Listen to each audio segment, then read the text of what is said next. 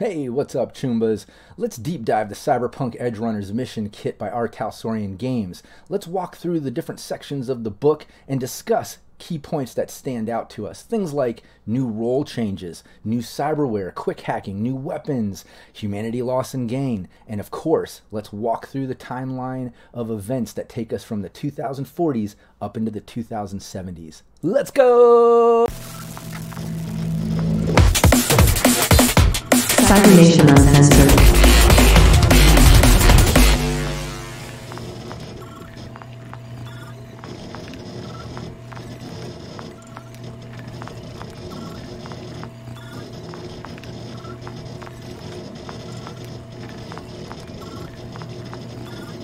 Hey, what's up, Choombas? Here we go. Before we dive in and walk through this mission kit, let me first introduce my friends and guests joining me on this. You might recognize them from the Forlorn Dopes show that we stream on Cybernation Uncensored. We have CyberSmiley of cybersmiley.net. What's up, man? How's it going? Pretty good. Glad to see us together again. And then we have Wisdom of DataFortress2020.com. How you doing? Greetings, programs. It is good to be on somebody else's show. Hey, and it's fun to have you on video chat. I think, we've been rocking the Forlorn Dopes. And then before that, I think you're on like an interview show or podcast with me at the beginning stages of Cybernation Uncensored, back when it was Cyberpunk Uncensored. But, you've always rocked the podcast. Here you are on video for this stream. It's fun for the first time, I think, with us. Yeah, I had to prove why we've got faces for radio. Hell yeah. And we got to prove you're real people too, with the rising thing going on with AI and all that. I assure you, well, I guess I've met Cyber Smiley in person at Gen Con. I haven't met Wisdom in person, so I don't know. I can't vouch that Wisdom's real, but we'll go with it. Fuck it. Let's dive in. Let's get into this mission kit. What I want to do is walk through the books. There's basically a couple main books here. There's an adventure. I don't want to get into the jacket. There's a mission campaign because I don't want any spoilers at all, but just know that there's a cool mission kit. There's tokens, there's little standees and some dice and cool stuff. I do a little review on, there's a CN Reviews episode on this kit that kind of does a little breakdown. What I want to do here is I want to walk through the Edgerunner book and the rule book. I want to go through the rule book first, and we'll just kind of walk through section to section, pointing out the things that stand out the most to us. And then we'll get into the Edgerunner book and kind of dive into some of that lore. Let's open up the rule book here. The first thing I want to kind of point out to everyone is, you've got a bunch of pages of Cyberpunk Red rules. Everything here that you need to dive into this mission kit, which is a bit of a starter kit for the Edgerunners tabletop role-playing game, which will be coming in the future. R Talsorian is working on the full rule book. This is kind of like what the Jumpstart kit was for Cyberpunk Red is what this mission kit is for Edgerunners tabletop. But yeah, there's basically a bunch of pages of rules here. I'm just kind of scrolling through everything you need, the skills, the stats, how to do checks, how to get into combat and how to heal and stabilize wounds, how to, do face downs, everything that if you're familiar with Cyberpunk Red, it has all those kind of rules to bring you into Edgerunners, but it's, everything that you need as a new player to get all the basic rules to play this. The first thing that I notice once you get through all those rules that I see pulled from Red is you get into net actions and then quick hacks. That's the first thing that I noticed that kind of evolves us into the 2070s, because let's face it, this kit in Edgerunners tabletop is basically evolving us from the 2040s of the time of Red up into the 2070s with direct correlation and influence from the 2077 video game and the Netflix series Edgerunners. But yeah, I'm going to bring up the little chart here of quick hacks for people to kind of look at. You see a bunch of names, different ones: cyberware malfunction, lure, overheat, short circuit, slow, then DVs you got to meet. I'm not going to get into the details of crunch. We're not giving away the entire cow or milk or whatever that saying is, right? What I would like to do though is, guys, what stood out to you in these quick hacks? And let me mention also that CyberSmiley got to kind of fuck around with some of these rules at Gen Con. I did a little bit. Yeah, I mean, the quick hacks, I think in the computer game, a lot of people love that. And looking at these rules, I think, they have been tested, and you by you. Just, yeah, by me one. The playtest really hasn't changed much. So overall, I think it's kind of an interesting new mechanic that's being added to the tabletop game. And I'd like to see a little bit more on, the feedback from everyone else. Like I said during my interview with Jay Gray, when I originally ran these, the one puppeteer quick hack was, I don't know, or puppet, sorry, is a little, it can be powerful. Little overpowering. Yeah. Well, look, that one stands out. Let's discuss that one. Dive in a little bit. Yeah, and I think it's changed since, because I'm gonna pull up the quick hack rules I was presented with. It's funny too. You mentioned about like you were excited about this kind of being, the different kind of updated rule that we got coming from Red, coming from past Cyberpunk playing. It's always been something that I think every GM has homebrewed in one way or another, right? Like we've all kind of had different ways of hacking things that weren't necessarily laid out in the rules. At least for me with Red, with those rules, which were obviously streamlined from what was once extra crunchy coming from 2020. But yeah, I've done some homebrew on some of this. It's great to see all these great options now. It's way more than I came up with or thought of in homebrewing a couple things. But yeah, go for it. Yeah, I mean, looking at it, I think it's the same. I'm again comparing shard ejection. Oh, that's a new one. Yeah, shard ejection is kind of weird. Well, it's part of the anime, right? Well, I mean, to an extent, but if it's just one shard in your slot, it just ejects it. But if there are two, it physically moves the other one into the now empty space. It's like, I'm not sure how that works. Right. And the original rules that I was presented with, there was only 3 tiers: DV6, DV8, and DV12. So DV12 ones pretty much are the same, except with the shard injections. You have the ability to force somebody to be unconscious. I think in the basic rules I was given, they didn't expand too much on exactly some of the details, like if you would run into it throughout a campaign. So I was given very quick, brief descriptions of these. So, I mean, overall, it looks like the DV10, from the original rules, all of the DV8s were bumped up by 2. And then DV6 guys are split up between DV6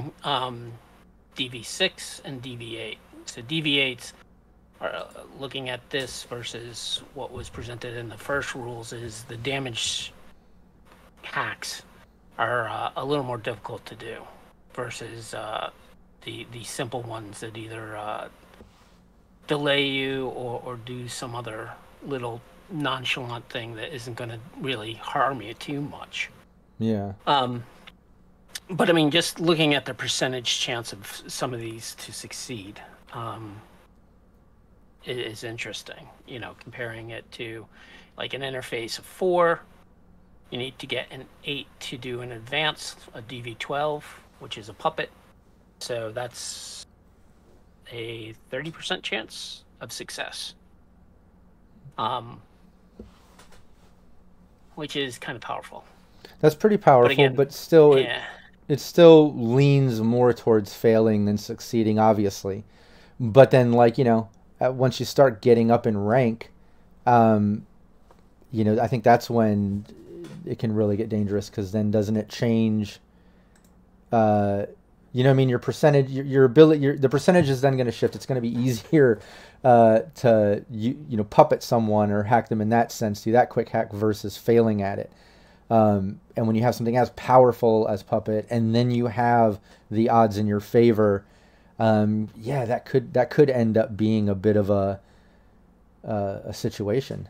You know, I think you know, it'll just have to be something that GMs will have to take note and put some sort of systems in play. Not systems by crunch, but systems in the sense of role play and campaign setting, right? So like, yeah, someone's going to puppet, but there's some guards around. There's a video, someone's watching. It's not as easy. Like, you're puppeting, someone notices. You know, there's another person hacking it at the time, trying to do something smaller or something, and they notice, and then it alerts the person. They get a bonus to their perception check noticing it or something. I don't know. Get creative with it. But if things get too powerful, I think experienced GMs can always find a creative way to restore balance, right? Yeah, and also from looking at, so in the original rules, it was called backdoor. This is called breach. So breach is when you actually hit the target, right, and try to get in to them.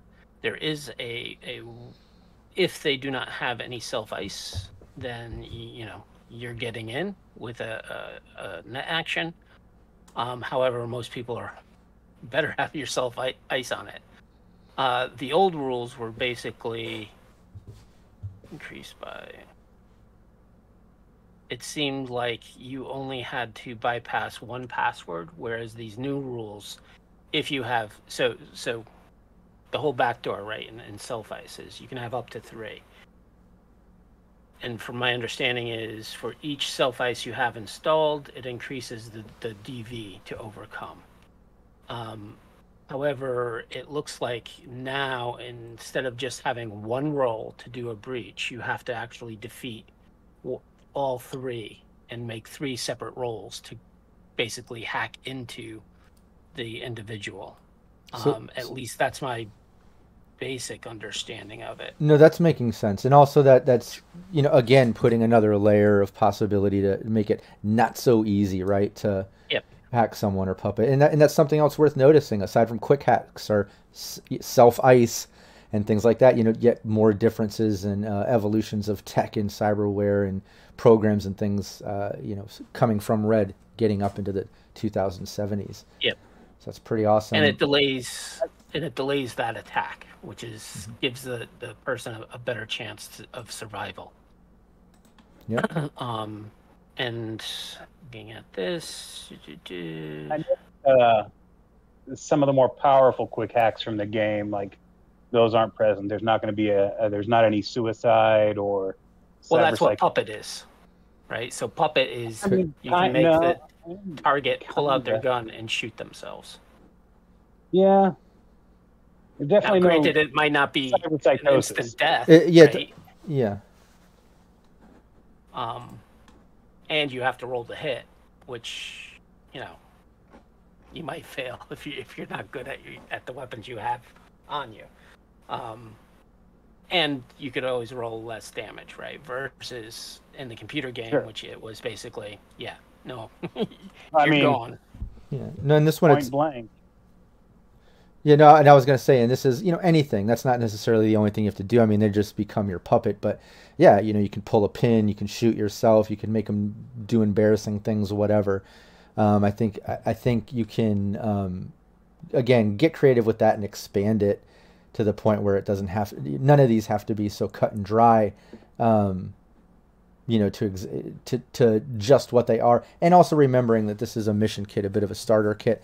I'd be curious to see, as they fully flesh out all of this into the full rule book, if any of this stuff changes even more. Because obviously, like you said, look how it changed from when you saw some of this at Gen Con and the DVs, and kind of how it changed from then, because they saw some things as powerful, or how it should shift. Now I'm sure they're going to find more things to adjust and stuff from this mission kit going into the full rule book, the same way they did with the jump start into Red, you know.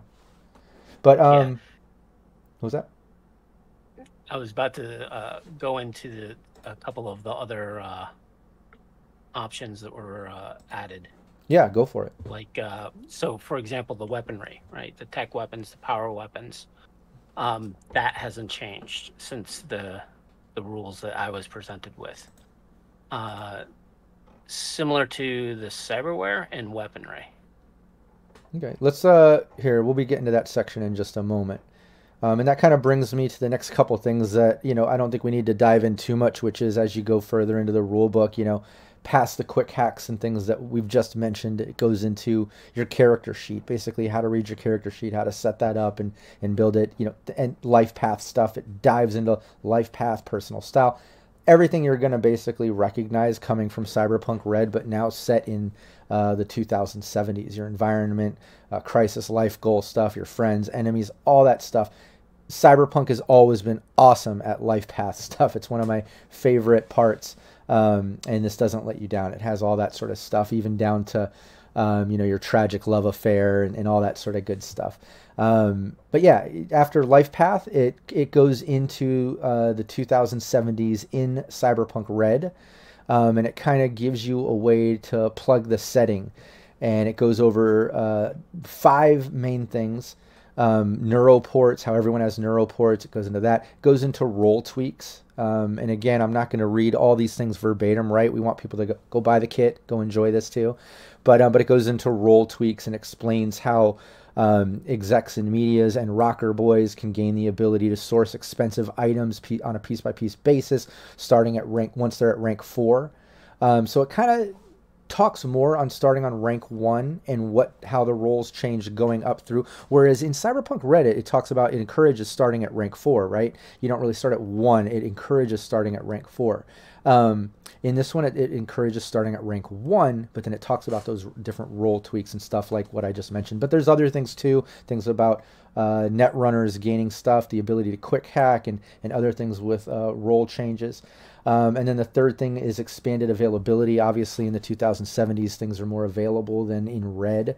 Right now, there's going to be an upside and downside about corpse marking up the price and things like that. You know, just kind of dives into the dynamics and details of how that might work. But as you can expect, availability changes going up into the 2070s. It talks about humanity update, and we're going to get into that in a moment. But it talks about humanity, you know, basically somewhat getting back to normal, I guess. And there's a whole thing about humanity loss and gain. And like I said, we're going to get into that in a moment. And then the 5th thing it mentions is use everything in this box, because there is a full book coming, and you know, they put as much as they can in this box, but to, you know, use it, pull your Cyberpunk Red from the 2040s up to the 2070s, or spice up your Red with some of these things if you want, you know, make it your own, however. But that's basically what it's breaking down in this. It talks about range of net runners and how that kind of updated. Let's see, security firewalls with net runners. So just basically a bunch of little mini updated things that take you from Red into the 2070s. It gets into direct connection net running. And then the section I wanted to kind of dive into a little bit, which is that humanity loss and gain, because I thought this was really interesting, guys. You know, I've always, just like most GMs, come up with creative ways to do humanity loss, like whether it's like mental trauma or gruesome situations, or, you know, kind of trivial moments in gameplay and campaigns. This kind of lays out a bunch of stuff. And I think the thing that I noticed that was interesting here is not just loss, but humanity gains. Stuff like having a true friend, taking a week off, you know, from edge running, stuff like that. But what stood out to you guys, and what did you think about this humanity loss and gain update stuff? I like the mechanic. I like the charts they've set up for this. I like that a player can take a more proactive role in their own therapy, basically. Like you said, these humanity gain incidents, you know, you save somebody's life, you're going to feel good about that. It's going to connect you back to humanity, as it were. It's something that was sorely needed with previous editions. I will definitely say that. I agree. Yeah. And Derek, forget me if, or I don't know if you know all the rules from MAINE'S. with their Dark Metropolis. It's either Yeah. Dark Metropolis or Grim Cyber Tales, in which they had the stress, right? And this kind of like, because they created that stress component to kind of address something similar that I think RTG, I think, is felt that it was lacking, especially when it came to humanity. And it's just that was a definitely game Dark mechanic. Metropolis. Yeah. And it's a game mechanic to kind of have kind of game mechanic consequences for doing kind of mundane stuff, right? I know with Call of Cthulhu, you have the sanity as a mechanic to kind of control how your character works. This, I think, is good because murder hobos are not going to fare well Right. with this system, right? I mean, even like with the humanity loss in incident, being tortured or witnessing torture or participating in torture is a D6 part. And witnessing or participating in a murder of an innocent is even more severe. Oh yeah, being trapped in a man, that will. Yeah, being trapped in a war zone, things like that. Like I love this. I think it's so great. Yeah, and then they so have many the options. long-term effects, you know. Yeah. And the long-term effects. Hey, you're eating kibble for those characters who are always cheap. Guess what's going to happen? You're going to lose humanity for doing that, or living in squalor. So I think this kind of system. I think there's great role-playing in this. Oh yeah. That's a great point to make, by the way, because you know there's always talk of style over substance and shit like that, right? With this game, and they did streamline from 2020 into Red. Some say maybe a little too much. Some maybe love it with the amount it is, and they lean more into the role play, which is, I think this gives you that ammunition, like you just said. It kind of causes for a lot of cool role play, and the gains. I think the humanity gains is really fucking cool too, because it's a bit of a reward for not being a fucking murder hobo all the time, right? Like, you know, like doing some other good stuff, seeing some good things.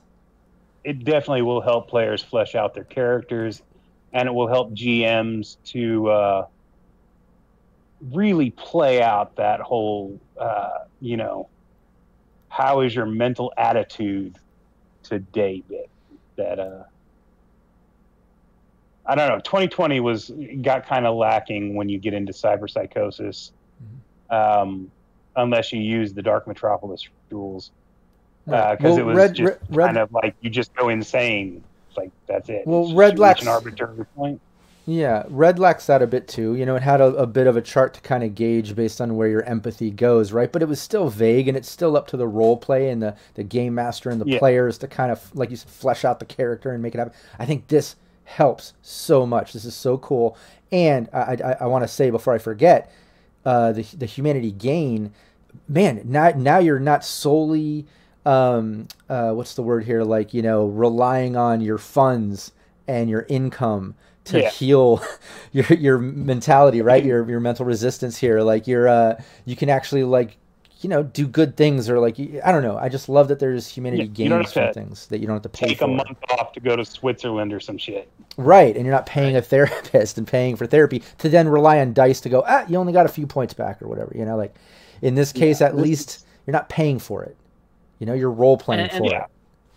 I can also see the inspiration from the anime, right, with David, who, you know, good point, orging out, but he had a loving relationship with oh my god, why didn't my mind just go Lucy? Yes, Lucy. And having that loving relationship meant, you know, he was getting humanity back, so he wasn't always going over the edge. Then maybe immunoblockers, the whole group, and talk about that. I like that they included immunoblockers in here. That's a nice touch as well. I like that it's a temporary fix too. Like, it's not, you're not just plugging into it and being fine. Like, if you don't keep it up, right, your character's going to start sliding again. I mean, it would have been nice to have seen, because you saw it in the anime, but just how the effects of a zero humanity is, like with Maine, you start having Yeah. delusions, you know, you start not seeing what you're really seeing. Oh yeah. Skin is covered in bugs, And- and you Exactly. feeling the electricity in the back of your eyeballs. No, and I think that's worth mentioning too, because you know after you get into this new humanity system or whatever that's presented in this mission kit, it goes on to say, you know, since this is the Cyberpunk Edgerunners Mission Kit, we're focusing on the gear, weapons, and cyberware seen in the anime. Right. Yeah, and yeah, that includes David Sandevistan. So like, it goes on there and it mentions the immunoblockers. It talks about the street drugs. Then it goes on about attachments and ammunition, and that's where it kind of goes into you know, the new form of weapons and stuff. And it lists a bunch of options here, which is awesome. You know, it gives you a lot of fun stuff to play with and nice little information about each weapon and things like that. And that's where it kind of, CyberSmiley, if you want to mention the, you know, the difference between these weapons, There's like you were saying no earlier. difference. I'm Well, I looking mean- at them. Well, I mean, as far as, you know, going from red up into the 2070s, how we have the tech, the power. Right. So you have the power weapons, which the one thing I liked was, and one of the things that I think that has been a bit of a complaint for some people is cover. Right? How do you deal with cover? Well, you have to run around it to be able to see your target. However, these weapons, specifically the tech weapon, you can now fire through thin cover. And there is one weapon, the Nekomata. I always pronounce that wrong. Nekomata, yeah. There's this Tsunami Arms Nekomata rifle. That allows you to fire through thick cover, too. And you're able to see kind of an outline of your target, which is crazy.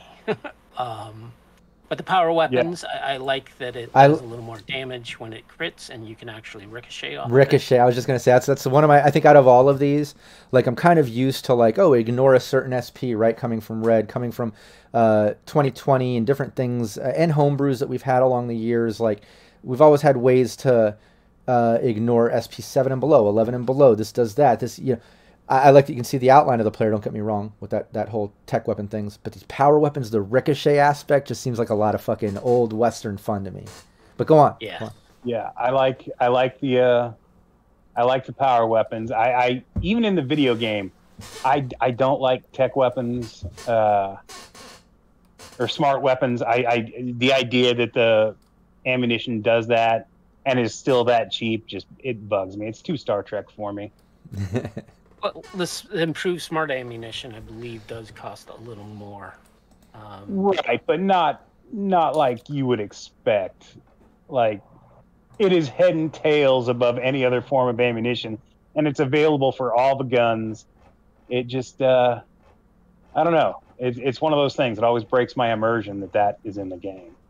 Like, I know in 2020 there were smart, like, mini rockets that would do that.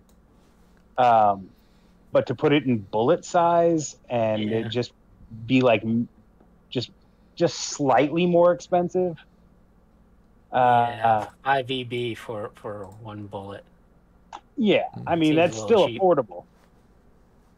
I mean, it's the dark future, you know.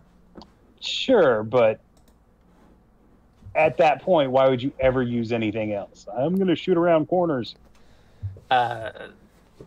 You can't use. Well- I don't believe you can use smart ammunition in a tech weapon. Yeah. Could be wrong. I don't believe that you can either. Yeah, I don't think, and it's not really shooting around corners, right? It's if you miss within a certain Range, then you get to kind of get that second potential DV to beat to have the smart ammo get that second chance. Kind of like shooting around a corner a bit, but it's kind of like, you know, circling around like a smart missile style, but down to a bullet size. Again, I can chalk that up to like dark futuristic style shit, but some of that does kind of lean on sci-fi. I see your point, Wisdom, on that, Yeah. you know, like absolutely. A little bit too much for me. I can see that. It's like double jump in the video game. I can't use it. Hey, I saw a video of a guy doing a double jump in real life. Like he used the momentum. He found out how to like pull his knees up to his chest halfway and get like extra. I'm not even lying. Look it up. Let's not get on that tangent. All right. So look, in this book, I swear I'm not lying either. But so it goes over all the weapons here. And yeah, the thing to note are those tech and power weapons, smart ammunition. And in the Edgerunners handbook, we'll reiterate this. It does go a little more into that stuff, but in this rule book, it lists all these different weapon options. Then it gets into cyberware.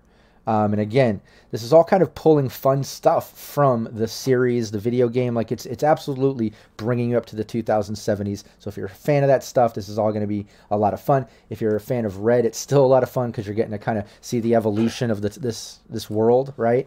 But what stood out to you guys in all this cyberware? Well, the majority of it I've already seen. There was just maybe one or two pieces, like the X deck or X disc wasn't in the game, and then there's of course David Sandy, which is crazy, but it's also crazy expensive. And not just crazy expensive, but humanity lost. Like look at David, like the psychosis, the craziness, and then on top of that, like we always say. Not that this is not a GM's tip episode, but again, game masters can always come up with creative ways to balance things. If some things are a little too powerful, a little too weird, a player gets too creative or smart or lucky with the dice, you can always come up with role play and situation stuff to bring back balance so nothing turns a little too crazy and unbelievable and takes you out of the immersive feeling of the game, right? Agreed. So yeah, what else about the cyberware? Anything else that stands out in here? I mean, like you said, the rest of it was all in the book, really. It was all in Red. Yeah, lots of stuff in Red. Just a couple things here. I think someone mentioned that they might have changed the Mantis monowire from the original. I was just gonna say this monowire doesn't really mention. Oh no, it does. It's pretty much the same. They have the range, which is good because you used to be able to get up to 10 meters away. For some reason, I'm not remembering. I thought it was 6. Never monowire takes 4. Well, either way, that's this section. It goes over all the cyberware, lots of stuff that if you're familiar with Red, you're gonna be familiar with this stuff. I wish they'd expanded the monowire because really that's the most suicidal piece of cyberware you can have. I always want to see that because that to me is part of what's interesting about it. Is it's one of those things that using it is as dangerous to the user as it is to the opponent. Right. So it would require a lot of training, a lot of I don't know. I just really like to see that aspect played up more to it. Yeah, maybe. Yeah. I also think like stuff like that when it's a weapon, if it's not that large or that much taking from like your meat, that humanity loss can't be that big to balance the power of some of this stuff. So it's always going to come down to like you're hoping for the luck of the dice, the decision of the player, or creative ways to be a game master to balance some of this stuff. But like you said, at least with the mono wire, it is dangerous to the user too. And that's not just in use, but like in creative ways, because it can cut anything. So it's dangerous. I mean, I'm surprised they didn't put in a rule that like if you roll a 1 or and you fail, because I know maybe it's not here. I think it's not listed in the descriptions, but I know there's a weapon that they said if you roll a 1 on it, it jams. Yeah, that spend an action to. Yeah, that has to do with critically failing. it. Yeah, critically failing on using a weapon and stuff, and that's when like quality of weapon comes into play, like from Cyberpunk Red, those rule aspects, which is carried over. But ultimately, yeah, a bunch of cyberware and things you're going to recognize, new stuff, from David and things like Wisdom mentioned. But you got like Gorilla Arm and Mantis Blade or Monowire, all that sort of stuff. Then it gets into some gear. And it's the typical stuff here. Again, nothing really stood out. except for like when it talks about the cyberdeck neuroport, cyberdeck port, and like direct linking and self ice. So again, there's some definite expansions on the Netrunner stuff, the quick hacking, and then it kind of goes over some of those options here. After that, in the rule book, it kind of just breaks down a bunch of charts and things that are helpful, like quick hacking reference, initiative, movement, ranged attacks, like all the little charts and things that a game master will need. And then I thought this was pretty cool that it has all those weapon cards. Yeah, I thought that was pretty helpful. So yeah, it has all these weapon cards with all the stats and things, and they're just kind of neat little cards. But that's how the rule book pretty much ends. Let's get into the Edgerunners Handbook, which is pretty much, I think you said, CyberSmiley earlier, it's no crunch, it's no rules and stuff like that. It's pretty much all lore and just like fun information and setting stuff and things that'll help bring this world to life. But I think the really fun thing here is that timeline, which we'll dive into in detail. We'll kind of go, or at least read off going from the 2040s up into 2070s. But yeah, as you get into this book, it just kind of gets into, style over substance, attitude is everything, all the typical, flavor key points. Then it goes over the different potential roles that you can play. And everything's pretty much the same here. Nomads, rockers, solos, everything that you're going to recognize from Red. And then it goes on to kind of explain the corporate wars, the time of Red, the Unification War, and then the timeline starts, which, if you're familiar with Cyberpunk Red, you're going to recognize a lot of this because that was an exciting part of Red, was getting the expansion from the 2020s going up to then, and now this kind of takes it beyond there. So it gets into the timeline, and it's all the stuff that you recognize from Red, going up from the 1990s, the 2000s, going all the way up into the 2040s in the time of Red. So yeah, if Cyber Smiley or Wisdom, if one of you guys wants to kind of walk us through this timeline, or at least mention the key points as we go through these dates starting in the 2040s.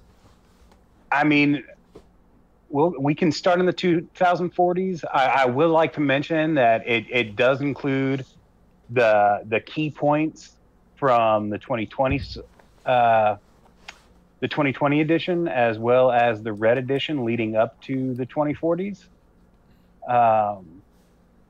And then as it starts with 2044, I think, is the last of the Red entries, and then it moves to 2051. How detailed do you want me to get on these entries?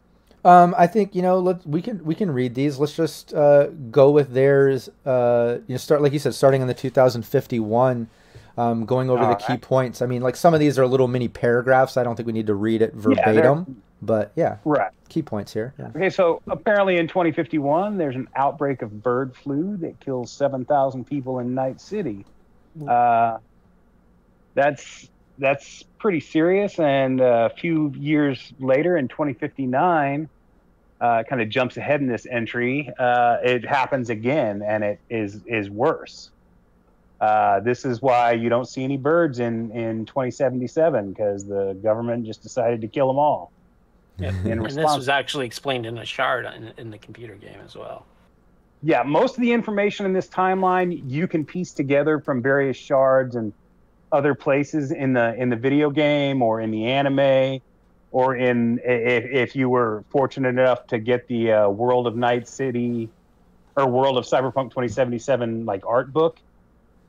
In fact, I would definitely recommend using that as a companion piece to this. I was gonna say I love that aspect of the book. That helped me with some projected lore, because I was at the time diving into Red, obviously, hardcore, and that was such a key factor for me, prior to video game stuff and everything else, to give me kind of a projection of where things are headed, so I could better kind of set my Red game.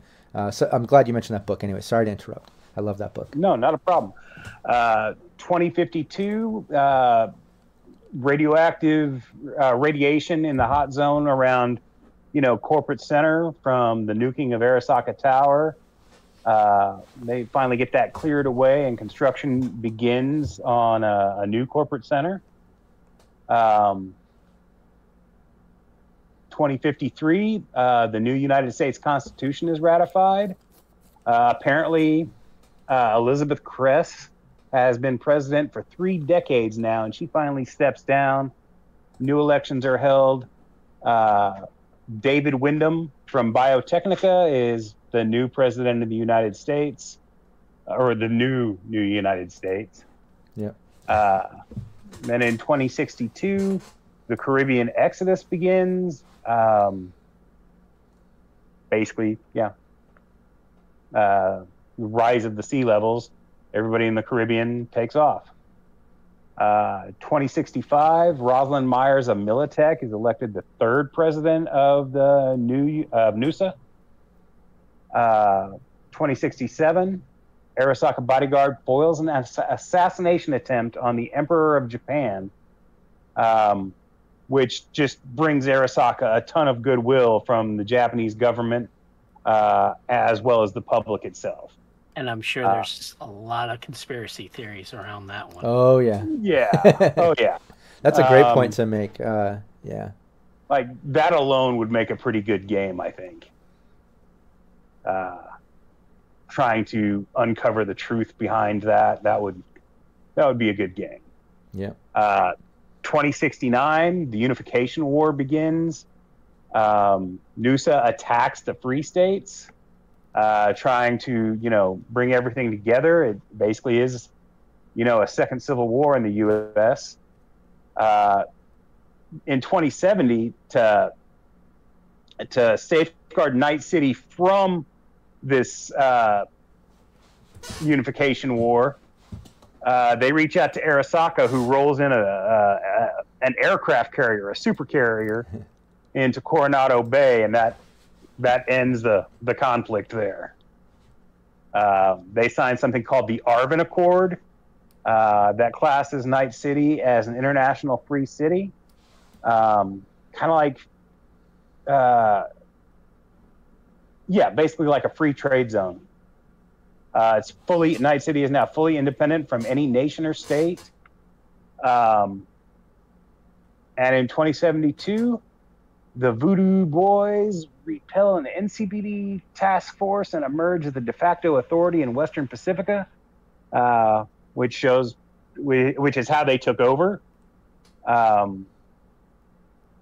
It was always weird to me that they didn't expand further out beyond that, really, because the net is, to quote Ghost in the Shell, vast and infinite. 2076, which is this is the last entry. An incident involving Arasaka and Militech forces caused damage in the corporate center of Night City again. The media is calling it a terrorist attack. Rumors circulate that it was the last stand of David Martinez. So there's a nice little tie into the anime before 2077 officially starts. Yeah, and that puts us where this mission kit is. You're kind of, and obviously you can put it anywhere you want within this timeline, make the game your own or whatever, but that's the suggested, just like in Cyberpunk Red is kind of that 2045. But yeah, this is ends at 2076, right where the anime ends, right before the video game starts. So out of those key points, what stands out the most? Any things to mention about these things? I mean, other than everything.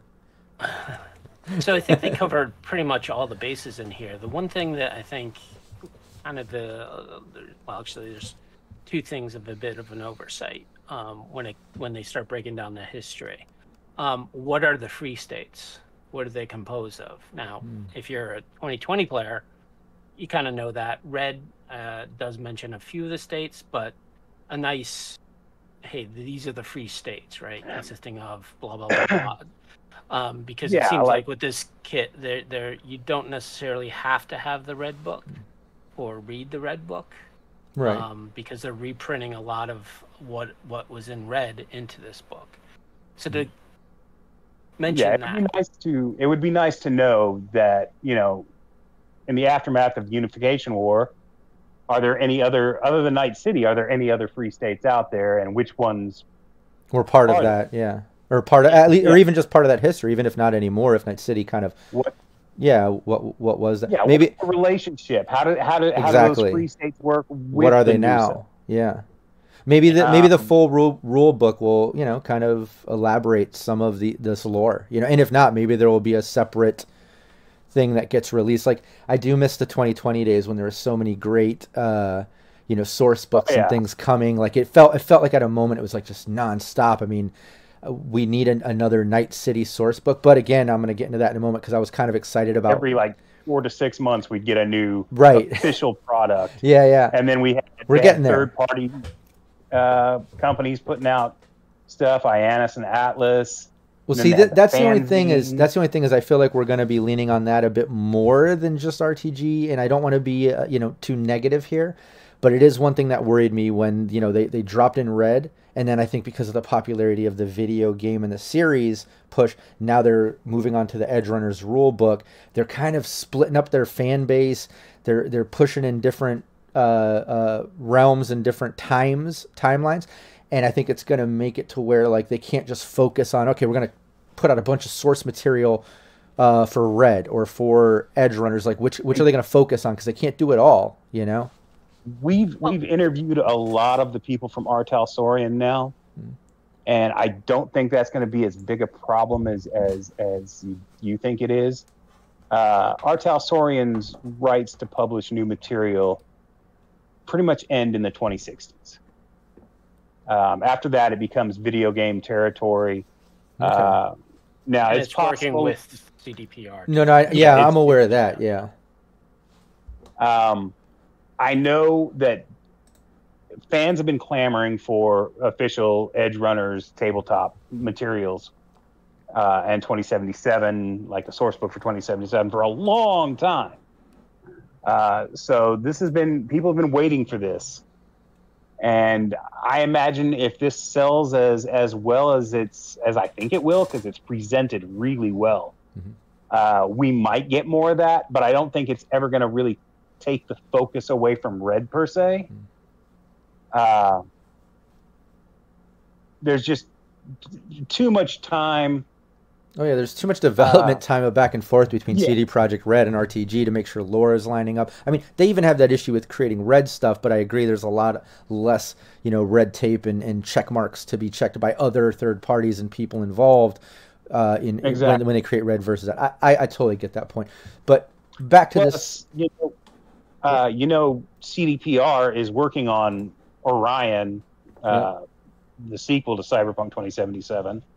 So I don't know. There's a whole lot going up in the air around the 2077 area that I even if we get more material for it, like you said, a full source book for 2077, I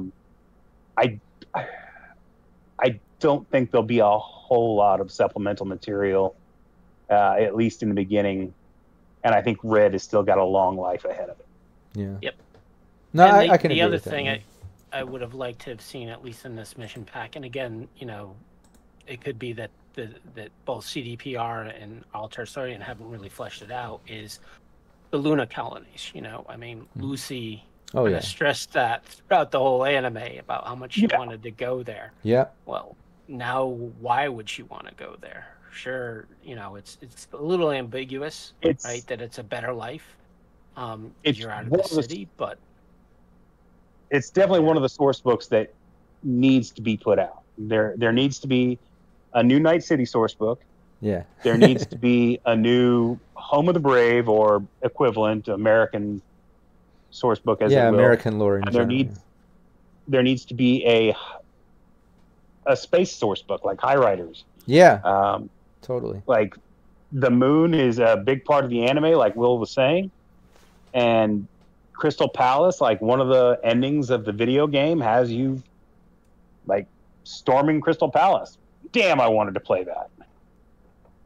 Oh yeah. No, definitely. But yeah, so this timeline, like we said, ends in 2076. Then moving on in this Edgerunners handbook, you know, it goes into dark future technology, basically, is the next chapter. It goes into like early generations and Gen 3, Gen 4 and beyond, types of cyberware, you know, how neural ware has evolved now. Like pretty much everyone has it, for the most part. So like, you know, it just kind of gets into all that stuff: fashion wear, optic wear, audio, cyber limbs. And again, you know, no rules, no examples of cyberware to purchase, things like that. This is literally just a bunch of fun lore and setting information. So just stuff to help you better grasp the world during the 2070s, pretty much. But that goes on into everything from AVs to brain dance, other technologies. I think it's cool that, you know, there's still Chew 2, and it kind of goes into that. I think that's been like the staple from the beginning, which is fun. Yeah, it goes in to explain what we already kind of went into with tech weapons, smart weapons. And then it goes into Night City. This is the part I was kind of... Before we go into that, yeah. One thing about this chapter, which I like, as it's a shout out to the wonderful Omni Kismet, PhD. If you don't know who he is actually a netrunner from the Netrunner CCG game. And it is an acronym for Mike Pondsmith. Yeah. That's awesome. Or not an acronym, an anagram. Anagram. Anagram. It's both. Yeah. So it's nice to see that Omni made it through to the 2070s and was able to survive through the corporate fourth war. Yeah, that's awesome. So yeah, then it goes on to Night City, which I love this section because, like I said, it's one of my favorite source books from 2020. I think most people can agree on that. It's one of the all-time favorites. We need another like big Night City source book, at least for the time of Red. We have so many tidbits of things here and there, and now leading up to the 2070s, I love how this kind of breaks down not just Night City in, you know, expanding some of that timeline stuff, right? Like the Fourth Corporate War, it mentions, and how war changes everything. Almost sounds a little Fallout like in that section there. But yeah, then it goes on to kind of describe the corporate plaza, who's there, the city center, you know, notable locations in the city, Haywood, Glen, and again, you know, it takes all these sections and then little notable locations within them. It just felt like just a little tease of like that old school Night City source book, which I still have sitting on my thing. The original, I have the original map framed on my wall. Actually got it in a short I just filmed, the horror short sci-fi thing in the background, which is fun. But yeah, I love that source book. This little section here felt a lot like that. I needed more of it. What did you guys think of that section? My favorite is Haywood. I love the fact that they talk about these South Night City, a bunch of what's the term? When artists move in, make a place nice, and then all the rich people move in. Gentrify. Yeah, gentrify. Gentrification. Yeah, they gentrify South Night City. All the rich people move in, and they just rename it New Haywood, basically. Like, we're just Haywood now. Forget where Haywood was. This is where it is, and don't tell anybody. This is just Haywood. Screw you, poors. Get the hell out. Yeah. It is just the most Night City, like, corporate bullshit thing I've ever seen. That's funny. No, I like that too. And the fact that they have all this stuff, like I said, not only does it feel like a little mini Night City source book, because it is, that's what this chapter is, right? But it has like stuff that, if you're familiar with the video game and stuff, you're going to recognize things like that, and it explains, like, you know, how it is and what it's there. A little expansion of something that you might have saw in the video game but didn't get a lot of lore or description directly to read or written by the creators, right? So like you get some of that here, which I think is pretty cool. Pretty much every single location you can visit and enter in the video game, or even just see on the side of the road, is represented in here. Any named place of any significance. And what this really sets up, what this is really interesting, is with this Edgerunners Mission Kit, you can now use the video game as like a digital tabletop. Like, you can just run the video game in the background and be like, here, you guys are in this bar. Move around as much as you want to. That's true. Yep. That's kind of fun. It's why there not being any kind of multiplayer is still the game's biggest failing for me. Like, I don't want death matches or just willy-nilly anything like that, but just for that aspect. Use it as a 3D map with 3D tokens, like the video aspect, but for the tabletop. Like, I love that idea. That's smart. That's fun. Yeah. So yeah, after you get through that section again, you know, I'm not going to read this. There's tons of pages. They cover tons of great locations. Like Wisdom said, from the video game, it expands that. I love this section because, like I said, it was one of my favorite source books from back in the day, as the Night City one. It just left me wanting more. But after that section, it goes into Megacorps, which is great. Breaks down different corporations that maybe you saw or didn't see in the video game leading from Red. Anything worth mentioning there? Because after there, it goes into the gangs. Not too much. Yeah, I mean, it's basically the I thought they had the REO Speedwagon. REO Meatwagon. Yeah, REO. It's there, but it's in the gang section for some reason. I don't understand why. Yeah. But it was nice to see REO Meatwagon fleshed out a little. Yeah. Because I mean, they're not in the game. You don't ever see that. And while they're represented in the anime, David's mom was a member or was an employee of REO Meatwagon. They're not there. There was no information about them previously, unless you really did some deep dives in the old 2020 stuff. Yeah, and it's not, it's not in the gang section. It's after that. Just to be clear, they're not listing REO Meatwagon as a gang, because it mentions these corporations. It goes over that, dives a little bit into it. Then it goes into the gangs. Mentions the Animals, 6th Street, Maelstrom, everything that you would know from the video game and the series. Okay, yeah, you're right. Gets into that. Then it goes into a few other players. And it mentions prominent fixers and nomads and like kind of key NPCs and stuff. Yeah, and that's where it kind of goes off on into about the NCPD, REO Meatwagon, and stuff like that. Kind of maybe they didn't know exactly where to place those couple of things, so they just kind of put at the end of that chapter. But I do like that. I think that's really cool that they mention it, because you don't hear a lot about them, and you get a few little paragraphs there about it, which is kind of fun. The role of NCPD in 2077 Night City it's insane. Basically, they're just there to write tickets and put down cyber psychos. That's really all they're there for. I mean, even that section. You have money. Exactly. No, but unless you have money. Even in the very first sentence of that section of Night City Police Department from the mission kit says, I'll read it. It says, Night City's finest. The whole serve and protect thing you see in the vids? Forget it.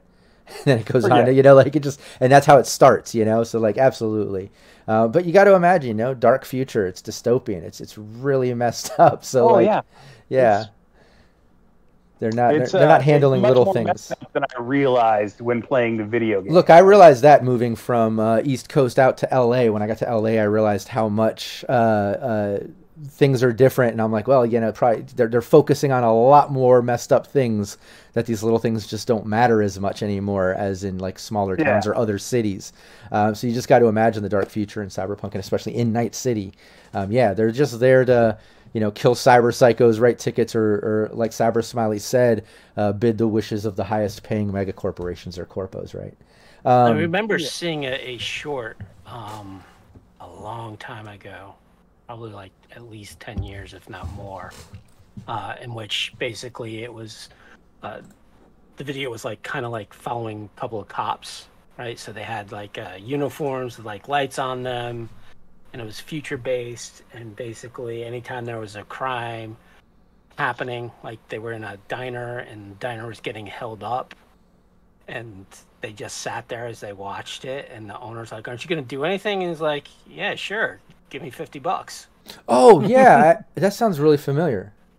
I think I've seen that. Yeah, pay your insurance or something like Hey, that. I'm gonna need. Yeah. That sounds familiar. That's gonna bother me now. So look, anybody listening to this on the podcast or watching this in VOD form, please leave in the comments if that sounds familiar and let us know what that's from. But that's what this reminds me Oh, of. absolutely. So then in this book, in the Edgerunners Handbook, in the next chapter, it goes on to everyday life. It's great. It just gets into how you get around, how you get the word, what you eat, all the typical stuff, how you have fun. It just expands lifestyle stuff so you can make the game more immersive. And then it even lists street slang, which is always fun. I loved that in 2020 in red. And they've got that here. It's a lot of the same stuff, but then some updated stuff that you'll recognize from the anime and video game. But yeah. I'll actually hear people on the street calling each other choom now, and I'm just all like, oh yeah, absolutely. damn.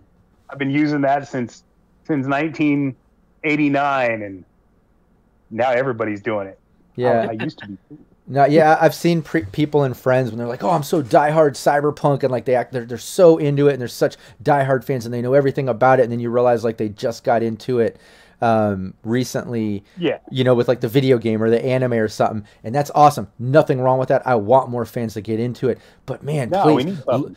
but please look up the history, look at the depth of this game, look at the lore, how it's all connected. It's just a masterpiece, and you can't deny the roots of it because that's why it's where it is now, and I love that it's all connected. So it's always funny, like you said, when you hear, you know, just how it's evolving. You know, it's great. It's huge now. It's awesome. I tell you what, I learned something from this section. In the 2020 books, they always talked about SCOP, and I was under the impression, like, I don't remember them ever defining what SCOP was in the 2020 books. yeah. They might have, and I just might have slipped my mind. But in my mind, it was always like something they were making out of seaweed or some algae type stuff. Well, no, it was the SCOP was a single cell organic protein. Yeah. But So- now they're defining it as crushed up worms. Yeah, it says here a form of moldable protein Protein. used in many foods. It's originally referred to single-celled organisms grown for the purpose, but the term now includes all processed imitation foods, informally used to describe any low-quality food stuff. So, yeah, Scott, yeah, it can be any low-quality protein paste, powder or whatever, right? Made from Seaweed any. is not protein. Oh, that's right. Yeah, which also includes all Worms wrapped processed. into a paste called SCOP. Yeah, like, there you go. Jesus. But yeah, so you have all the definitions there, and then you have the final word, which is always fun because it's from Maximum Mike, and it has that sort of vibe and flavor that you love. And then it gets into the Cyberpunk Edgerunners crew. It breaks down Adam Smasher, David Martinez, you know, basically David's crew, MAINE'S crew, everyone that you're going to recognize from the series, which is really cool. It gives, you know, some like lore information, some stuff to bring these characters to life beyond the game, you know, and those are included as characters to be played, whether pre-gen NPCs, stuff like that. But I'll let Wisdom talk about this section because you did have an opinion about this that I did agree with. You can totally tell the different style of writing or whatever. Yeah, I mean the rest of the book, the rest of this handbook is written by like R Talsorian people, like Maximum Mike and Jay Gray, David Ackerman. But this section is written by somebody else. It's written by one of the guys from CDPR. His name is... It's a tough one. It is. Why am I... Patrick Mills? No. It's It's Bartos yeah. Yep. Stibor.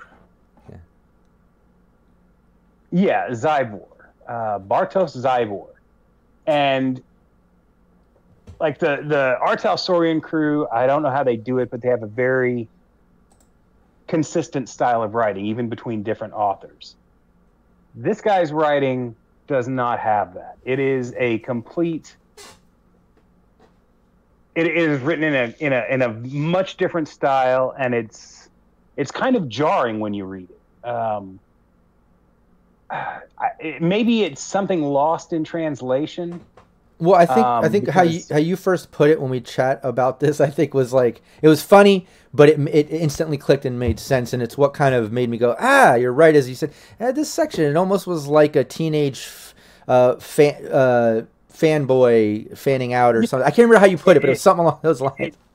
It very much comes across as like a fanboy, like love really letter just to the gushing characters. over these characters. Yeah. It's not bad. Like I said, I think it's probably due to like a translation issue from Polish to English. You'd have to read it for yourself to really see what I'm talking about. It's a little over the top. Like the character's the best at what they're doing, or I don't know. Everyone's the best. Everyone is amazing. Yeah. There's everyone's amazing. I get that, but which doesn't really fit for for a crew where all the members just get slaughtered left and right anytime they're up against any real resistance. Well, hey, and let's face it, I think the beauty behind Cyberpunk and being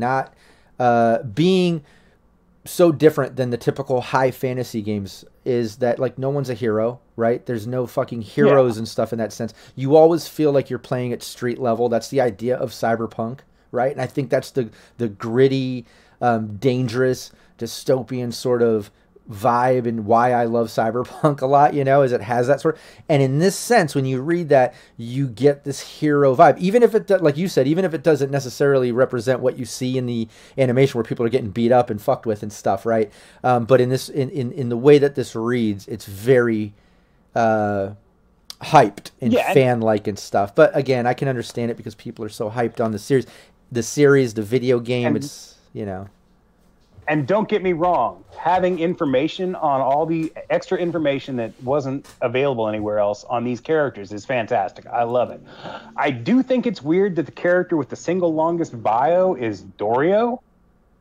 That's true. Yeah, that's true. I love her as a character, but it's weird that like Rebecca's is like half a page and Dorio is like a page and a half. Yep. It's weird. Which is a half page longer than anybody else's, including David. Yeah. I think Rebecca was kind of more of a trigger than a CDPR character.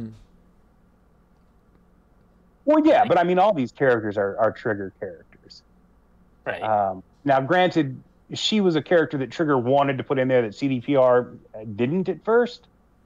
This is true, but I mean, she is definitely the fan favorite character from the series. I would say if people were really going to post about it, she gets more attention in like fan art and all that than anybody else, with Lucy coming in second, David coming in third. I would have liked to have seen. I love that we get a good long one for Maine, because he's my favorite character from the anime period. He definitely was the most interesting to me.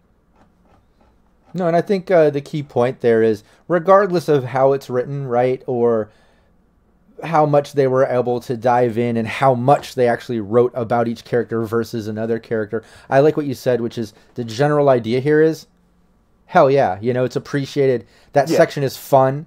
I always think stuff like that is fun. Like I always, even though I wouldn't use things like this in my past gameplay, I always think it's interesting when I see people post online, like, a breakdown or statistics of like a comic book or movie character if they were in Cyberpunk Red, right? Like if Rambo was a solo, or the Terminator was a cyber psycho, or you know what I mean, and they'll kind of like give you the stats about it. That's always fun, and I think in this case it's like it's fun, but you're also having these as NPCs, playable characters. This is the Edgerunners Mission Kit. You're in that world, so it's not just the direct correlation to being a fan of the series and getting some of that info, but also its direct relationship to what this box kit is, which is an Edgerunner Mission Kit, a starter kit for that tabletop role-playing game. So it's really cool.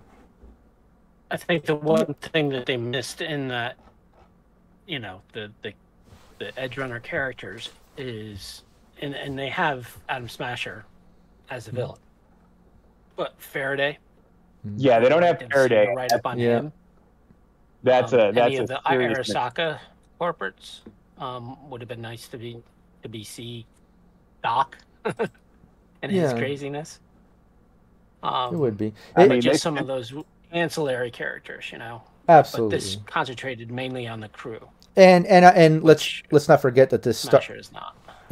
No, that's true. But they had to slip him in because he is, you know, he's like canon lore from beginning. He's famous. He is what he is, right? Like he's such a key factor to the series and everything. But yeah, I think that you know, it's still really cool that all this stuff is pulled in, and you know, they're focusing on what's directly related to what this kit is, you know.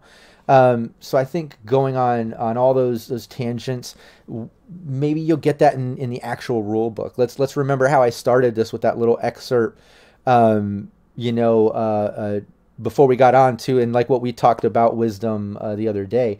You know, it talks about how there's only so much we can put in this box. You know, there's going to be a full rule book coming. This is like, you know, it's like what Jumpstart was to Red. This is to what is coming as the Edgerunners full rule book. So maybe that's what it is too, is like, you know, they can only fit so much. So they had to pick and choose what they were able to fit in that book to, you know, maybe they're limited by so many pages, so much room in a box and all that stuff. It does come into play, especially in this box, because you get so much cool stuff. You know, it's a great sort of starter kit to get into this. And it is literally everything you need to get started. Like if you're into the video game, you're into the series, and you've never played a tabletop role-playing game before, this is a great start. Just like the starter kit for Red, this is a great start for that. And I think this is probably going to, like I said, get more people into it, be a better of the starter kits, because of its direct relation and influence from the video game and the series, because of how popular that stuff was, you know, and is. And this is a standalone product. Like you can use, this is the perfect jumping in point. Like you said, it's even better than the starter kit because these rules are the rules from Red for the most part. Yep. Whereas in Red, a lot of those rules were changed or omitted. This will let you play the game in its bare bones form to get a taste of it. And from there you can jump into Red, and it won't be an alien experience. It'll be something you already have your toes in the water for. And it's just a beautiful put together box set. Like all the art is from the anime, and it's gorgeous. The anime was beautiful.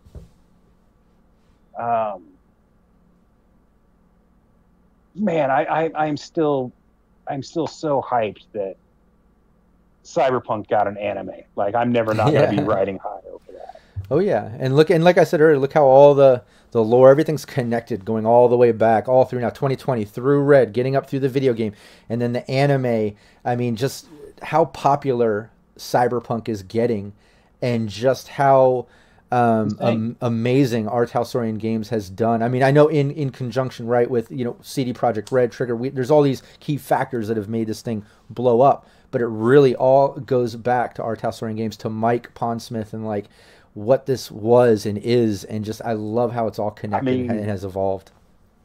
From guys who've been fans of the game since 2013 and in the 90s, like it was like a faraway dream, something you would never even imagine remotely possible. This game would get, that Cyberpunk as a franchise would get these big budget treatments of a AAA video game, an anime, talking about a live action coming out. It's insane. It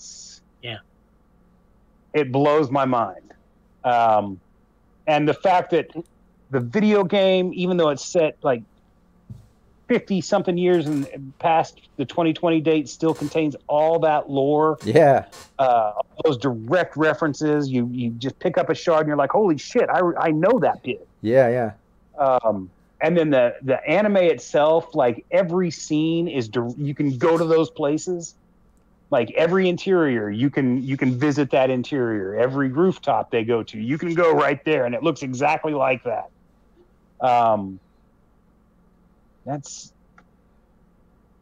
I've never seen any property of any franchise go that in depth with anything. Exactly. No, let's keep your last words on that, because I think everything that you just said was beautiful, absolutely true and awesome. CyberSmiley, you have any final words about this mission kit or Cyberpunk in general? I like it. I think it's going to satisfy. That would have been fun. Wait. That would have been fun. Hold on, not to interrupt, but that would have been funny as hell if you just ended it there. You're just like, I like it. Yeah, well. Sorry, I had. If you listen to our podcast, you know, both of us like to ramble and go off on tangents. But yeah, I think it's a well-crafted product. I know that the speed in which R Talsorian is producing products is slower than they used to. However, in my opinion, I think they're crafting a higher quality product, right? With quality over quantity. Yeah, I will say that. I mean, they're a lot more play tested than some of the rules that were pushed out. The art is fantastic. So I really think they're taking the time to put good quality into each product. I think this is going to satisfy a lot of the crossovers from the computer game to now see the technologies and things that are used in the computer game into the tabletop game.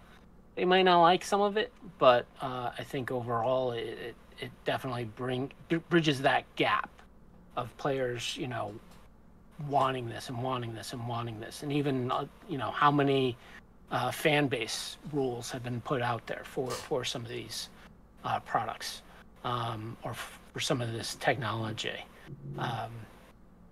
So I can't wait to see the physical box, just because of the things that we see in this review copy of the PDF is, you know, I really want to see like the tokens, how they create them, the maps, get to hold them in my hand, flipping through the books, you know, having that new book smell while you're reading it. To cuddle up with them when I go to bed at night, all that stuff. I just can't wait to have another box set on my shelf. Yeah, I can't believe it still have room. The box set is also coming with dice, isn't it? Yep. Yeah. Some D10s, D6s. Yeah. Always can use more dice. So yeah, I think this is great. I mean, like what Derek was saying earlier is, you know, we as an old fan, seeing this and the explosion of R Talsorian is still with it, because there was some dark times during R Talsorian when they kind of like took a step back. That, you know, us old Cyberpunk fans thought, this is it, this is all we're getting, and you know, we're gonna have to live with what we have. Got to keep that candle burning in the dark recesses of the net, though. So to see new stuff coming out and a new generation being able to dive into this stuff and learn about it, to the, you know, for the multiple days and hours and years it has given both me, Derek, and I'm sure you, Rob, pleasure to play in this world and poke around with it and kind of make it your own at times. It's nice to see that it's still growing and still going to be there. Oh yeah, I agree 100%, and I'll give my final words by saying what they said.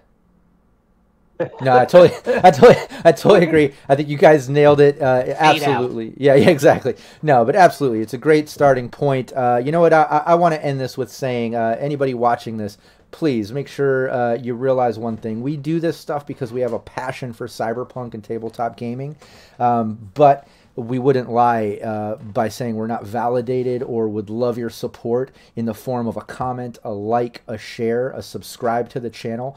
Tune in to the show on the first and third Wednesday of every month on the CyberNation Uncensored Twitch channel to see Tales from the Forlorn Dope, so you can see CyberSmiley and Wisdom talk about cyberpunk.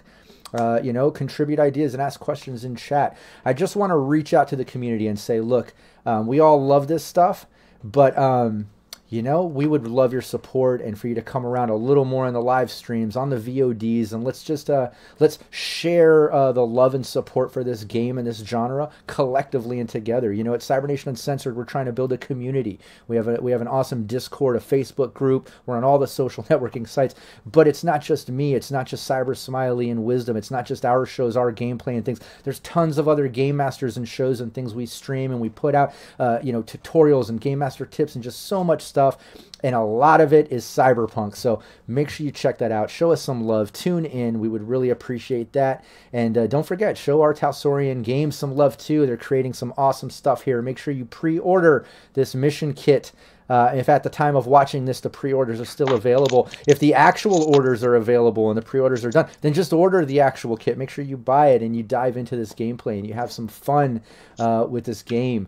And yeah, we would just really appreciate that. Check out the links in the description, and we'll see you next time. Take care, everybody.